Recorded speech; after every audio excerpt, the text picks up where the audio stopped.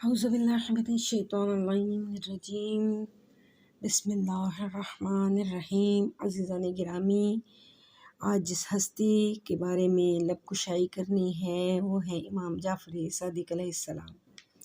17 ربیع الاول 83 ہجری شب جمعہ طلوع صبح صادق کے وقت مدینہ منورہ کی پاک و پاکیزہ سرزمین پر امام محمد باقر علیہ السلام کے رشک فردوس آنگن میں اور حضرت ام فروہ بنت قاسم بن محمد بن ابی بکر کی مقدس آغوش میں صداقت کا وہ سورج جگمگایا جس کی شعاعیں آج بھی جھوٹ کے پردوں کو چاک کر رہی ہیں۔ علم کا ایسا چراغ روشن ہوا جس کی لو آج بھی جہالت کو ماند کر رہی ہے۔ وہ بچہ جس کا باپ امام، جس کا دادا امام، جعفر صادق علیہ السلام، اسی جعفر ابن محمد ابن علی ابن حسین ابن علی ابن ابی طالب علیہ السلام کو زمانے نے فاضل، طاہر، قائم، صابر اور کاشف وغیرہ جیسے پاکیزہ القابات سے پہچانا، لیکن جو لقب آپ کے نام کا یوں جز بنا کہ حاسد چاہے بھی تو اس کو آپ کے نام سے جدا نہیں کر سکتا، وہ ہے صادق۔ اور یوں کیوں نہ کہہ دوں کہ اگر اس لفظ کو، صادق کو، امام کے نام کے ساتھ سے ہٹا دیا جائے تو صادق بے حیثیت ہو جائے گا۔ صادق آل محمد کم و بیش 12 سال تک اپنے جد بزرگوار سید الساجدین زین العابدین امام علی ابن الحسین کے زیر تربیت رہے، اور اس کے بعد آپ نے 19 سال تک اپنی حیات مبارکہ کے چند قیمتی سال اپنے والد گرامی امام محمد باقر کے زیر سایہ گزارے۔ جھولے کی عمر کے معجزات و کرامات کی گواہی اہل خانہ نے دی تو لڑک پن کے علمی و عملی کمالات پر زمانہ گواہ ہے۔ تاریخ شاہد ہے کہ امام اگر جھولے میں بھی گریا نہ ہوئے تو خوف خدا سے، نہ کہ عام بچوں کی طرح بچگانہ فطرت کی وجہ سے۔ لڑک پن کی عمر میں شرارت یا فضولیات کا شائبہ تک نہ دیکھا گیا، اور جوانی سورج کی دھوپ کی طرح بے داغ اور خالی نظر آئی۔ تہذیب الاسلام میں درج ہے، عمر بن ابی المقسام کے قول کے مطابق امام جعفر صادق علیہ السلام کے چہرے سے اندازہ ہوتا تھا کہ آپ کی شخصیت ساری نبوتوں کا خلاصہ ہے۔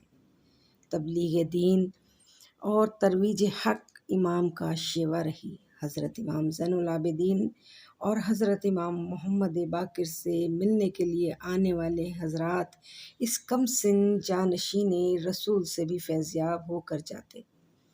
حضرت امام جعفر صادق علیہ السلام کھیل کود کی عمر میں بھی اپنے ہم عمر بچوں کو ایسے ہی کھیلوں کی طرف راغب فرماتے تھے جن میں علم و تدریس کا عمل شامل ہوتا تھا۔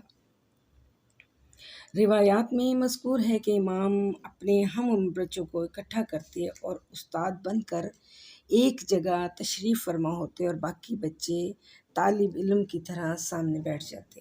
یوں امام کھیل ہی کھیل میں بچوں کی تربیت فرماتے۔ گو امام جعفر صادق کا زمانہ رنج و مصائب و آلام سے پر تھا، لیکن ایک ایسا وقت آیا جس میں امام کو وہ سہولت میسر آئی جو آپ سے پہلے یا بعد میں کسی امام کو میسر نہ ہوئی۔ سرکار صادق آل محمد کی یہ خوش قسمتی ہے کہ آپ کو ایسا زمانہ نصیب ہوا جب بنی امیہ کے اقتدار کی سانسیں اکھڑ رہی تھیں اور بنی عباس قدم جمانے کی تگ و دو میں مصروف تھے، یعنی دونوں دشمنوں کو توجہ آل محمد سے قدرے ہٹ گئی۔ چنانچہ امام نے اس زمانے میں حق کی ترویج اور مذہب معصومین کی تبلیغ اس طرح فرمائی کہ 4 معصومین علیہ السلام کا مذہب فقہ جعفری کے نام سے مشہور ہو گیا۔ امام جعفر صادق علیہ السلام جانتے تھے کہ آپ کے ماننے والوں کو سیاسی طاقت میسر نہیں اور نہ ہی اس کی حاصل ہو جانے کا مستقبل قریب میں کوئی امکان موجود ہے، لہٰذا شیعہ مذہب کی اساس کو مضبوط رکھنے اور اسے توسیع دینے کا ایک ہی راستہ تھا، اور وہ تھا آئیڈیالوجی کی بنیادیں مضبوط کرنے کا اور اپنے مذہب کو ایک توانا ثقافت مہیا کرنے کا۔ چنانچہ آپ نے مذہب شیعہ کے لیے ایسی علمی، ادبی اور نظریاتی ثقافت کی بنیاد رکھی جس میں آزادانہ طور پر علمی مسائل اور نظریاتی موضوعات پر بحث ہوتی تھی، اور اسی نظریاتی اور علمی ثقافت کے باعث مذہب شیعہ حکومتوں کے عتاب کے باوجود زندہ رہا۔ اس سلسلے میں امام نے تعلیم علم کے لیے پہلے اپنے گھر کو دارالتعلیم میں بدلا اور پھر مسجد کوفہ اور ظہر کوفہ یعنی نجف اشرف میں باقاعدہ جامعہ کا قیام فرمایا۔ آپ کے مدرسہ علمیہ کے بارے میں امیر ہلی تاریخ عرب میں لکھتے ہیں، اسلام میں فکر و نظر کے اعتبار سے یہ پہلا مدرسہ تھا جسے امام جعفر صادق علیہ السلام نے قائم کیا۔ آپ کے درس میں علماء فقہ و حدیث کے علاوہ بڑے بڑے فلاسفر اور صاحبان نظر اور فکر و عمل رکھنے والے شریک ہوا کرتے تھے۔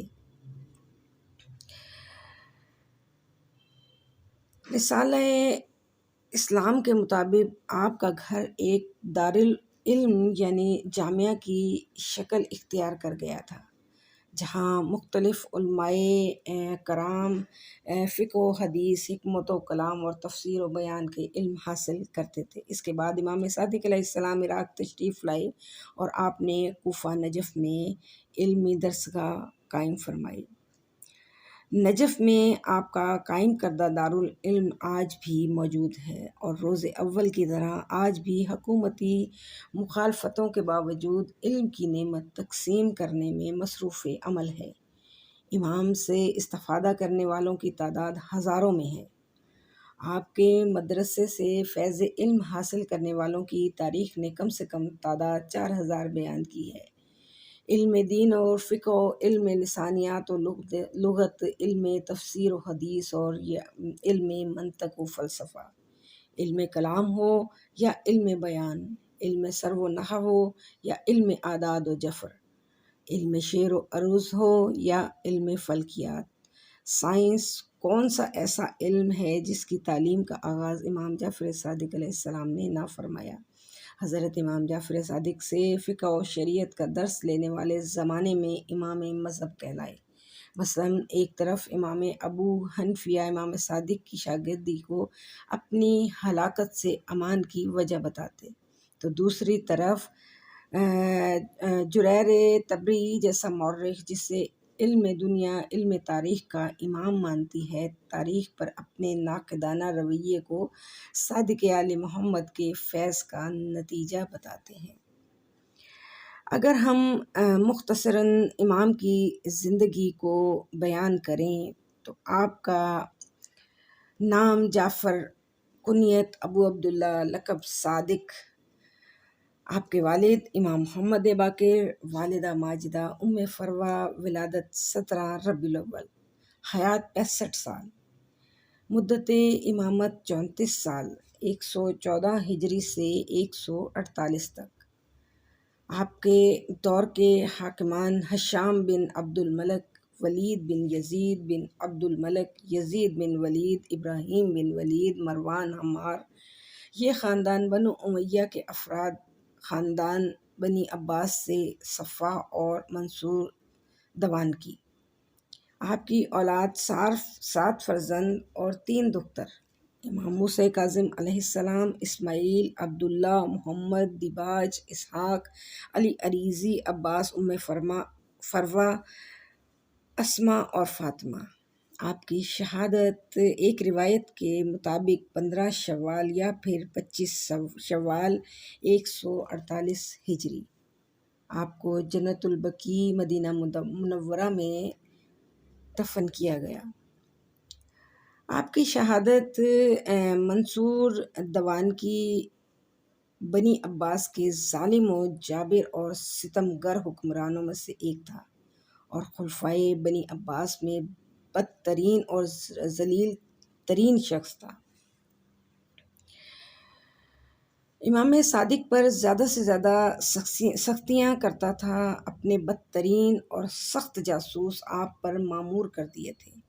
امام کو اذیت دینے کے لیے، آزار پہنچانے کے لیے، قتل کرنے کے لیے بارہا اپنے پاس بلایا۔ چونکہ تقدیر میں نہ تھا، لہٰذا وہ اپنی ناپاک نیت میں کامیاب نہ ہو پاتا تھا۔ حضرت امام موسیٰ کاظم کا بیان ہے کہ ایک بار منصور نے میرے والد کو طلب کیا تھا کہ وہ انہیں قتل کرے۔ اس کے لیے اس نے شمشیر اور بساط بھی آمادہ کر رکھی تھی۔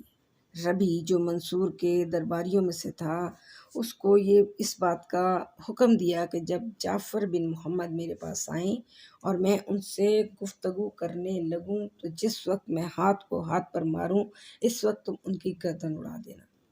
امام وارد ہوئے۔ منصور کی نظر جیسے ہی امام پر پڑی، بے اختیار اپنی جگہ سے کھڑا ہو گیا اور امام کو خوش آمدید کہا اور اس بات کا اظہار کیا کہ میں نے آپ کو اس لیے بلایا ہے تاکہ آپ کے قرضوں کو چکا دوں۔ اس کے بعد خوش روئی سے امام کے اعضاء و اقارب کے حالات دریافت کر کے ربی کی طرف اشارہ کر کے کہنے لگا، 3 روز بعد امام کو ان کے اعضاء و اقارب کے پاس پہنچا دینا۔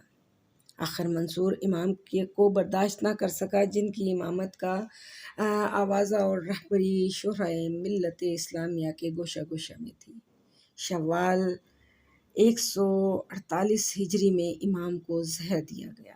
امام نے 15 یا 25 شوال کو 65 برس کی عمر میں شہادت پائی۔ آپ کے جسم اطہر کو قبرستان بقیع میں امام محمد باقر علیہ السلام کے پہلو میں دفن کیا گیا۔ امام کی شہادت یقیناً تاریخ انسانیت اور اسلام نے ایک ایسے گوہر آبدار کو ہاتھوں سے دیا ہے۔ اگر امامت کے سلسلے میں 6 امام نہ اور ہوتے تو یہ بات یقین سے کہی جا سکتی تھی کہ دنیا قیامت تک ایسا انسان پیدا کرنے سے عاجز ہے۔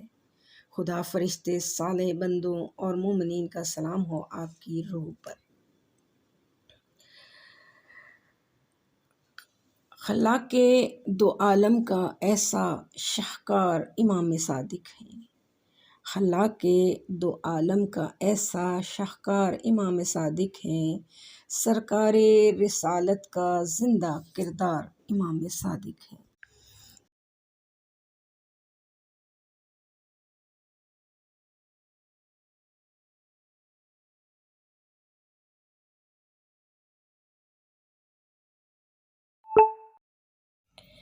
اعوذ باللہ من الشیطان الرجیم۔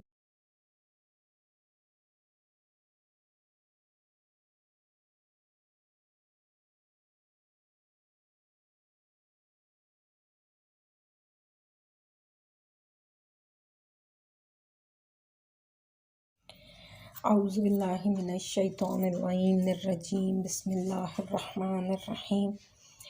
عزیزان گرامی، آج میں جس موضوع پر بات کرنا چاہ رہی ہوں وہ ہے والدین۔